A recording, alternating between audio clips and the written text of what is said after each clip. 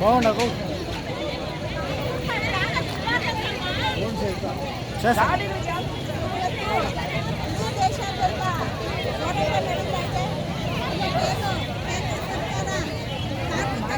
ಗಾಡಿ ಬಿಟ್ಟಾರಲ್ಲ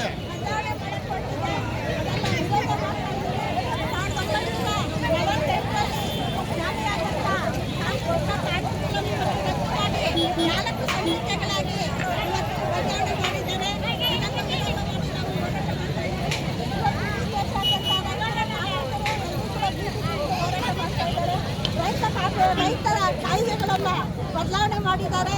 ಮತ್ತೆ ಇವತ್ತು ಕಾರ್ಮಿಕರ ವಿರೋಧಿ ನೀತಿಗಳನ್ನ ಜಾರಿ ಮಾಡ್ತಾ ಇದ್ದಾರೆ. ಇಷ್ಟಿನ ನಮಗೆ ಕನಿಷ್ಠ ಬೀದಿಗಿಳಿದು ಹೋರಾಟ ಮಾಡಕ್ಕೆ ಅವಕಾಶ ಇತ್ತು. ಇನ್ನು ಮುಂದಿನ ದಿನಗಳಲ್ಲಿ ಬೀದಿಗಿಳಿದು ಹೋರಾಟ ಮಾಡಕ್ಕೆ ಕೂಡ ಅವಕಾಶ ಇಲ್ಲಾರ್ದಂತಹ ಕಾನೂನುಗಳೆಲ್ಲ ಇವತ್ತು ತಂದಿದ್ದಾರೆ.